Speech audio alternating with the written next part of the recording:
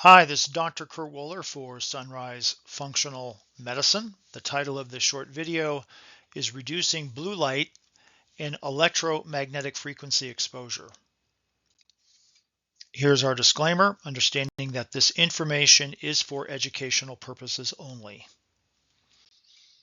So the brain, pineal gland, and melatonin. So our brain, through what's called the pineal gland, produces melatonin, which is actually a hormone that gets triggered from the onset of darkness and then gets reduced in production from the pineal when we're exposed to sunlight. So some people have considered melatonin to be the molecular equivalency to darkness, and it's actually involved in the circadian rhythm, influencing what's called the biological clock involved in sleep and wakefulness.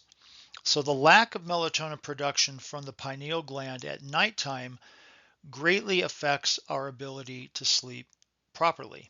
So if we don't get enough melatonin throughout the night, it will compromise our ability to sleep. And then, of course, long term, that compromises our overall health. Now, one of the things you can do is actually get sunlight exposure consistently during the day, particularly.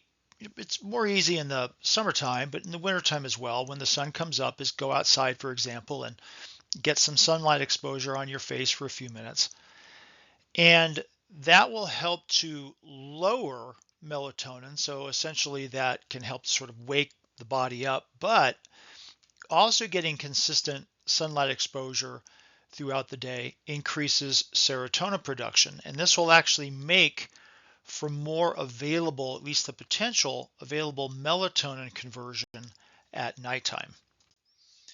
So one of the things is ultraviolet light, right? So ultraviolet light and the light spectrum is something that we're exposed to. And so to optimize natural melatonin production, it's important to reduce ultraviolet light sources, particularly in the evening after sunset. If you think about it from a biological standpoint, long before, we had light bulbs, for example, where we get artificial light, most people went to bed or shortly thereafter when the sun went down.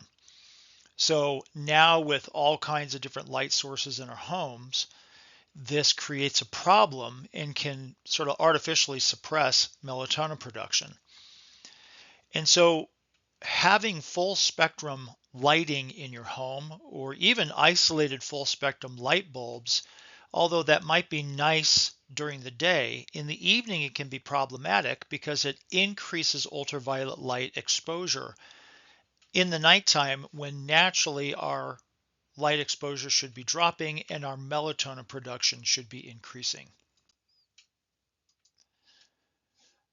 So a major factor in modern homes, along with personal electronic devices, is also something called blue light. And we also get electromagnetic frequency exposure as well. And both of these can create disruptions in the brain and nervous system. In fact, too much EMF exposure is actually known to generate reactive oxygen species formation or just oxidative stress in the brain and nervous system. And so it turns out that both blue light as well as EMF, electromagnetic frequency exposure, both are significant inhibitors of melatonin production and can greatly negatively affect sleep as well. So what can we do to reduce blue light? Well, blue light is something that we get exposed to from computer screens, from the television set, from our cell phones. So decreasing blue light exposure to help maintain melatonin production at nighttime is really important. And so again, understanding that if you're staring at your computer, staring at your cell phone, staring at some sort of Kindle reading device, or sitting and watching TV for hours on end in the nighttime, is giving you elevated levels of blue light exposure that will naturally suppress melatonin. Now, what some people have found is actually illuminating the inside of their homes with red light can actually have a beneficial influence.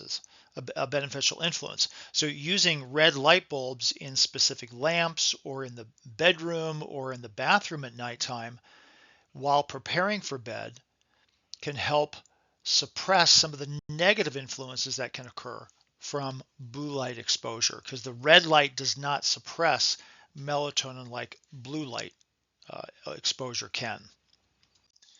The other thing that can help is no Wi-Fi in the bedroom, or even better yet, turn off the Wi-Fi router in the house when you go to bed. Because one of the things that EMFs do is they trick the pineal gland into shutting down melatonin production. So another thing that's helpful is keep your cell phone off the nightstand, particularly near your head. So you could put that cell phone across the room, or maybe you put it in the bathroom that's adjacent to your bedroom. Better yet, keep it outside the bedroom. But if you need to be able to access the cell phone, for calls or messages, that's fine. Just don't have it on the nightstand near your bed. At least put it in the bathroom so it's far enough away. So all of these factors, even just doing a few of these things, are sort of natural, helpful ways of reducing blue light exposure, decreasing EMF exposure, and enhancing natural melatonin production. So for more information about our consulting practice, you can go to mysunrisecenter.com. You can also email us at scmedicalcenter@gmail.com, and there's the phone number listed as well. So again, I'm Dr. Kurt Wohler for Sunrise Functional Medicine. Thank you.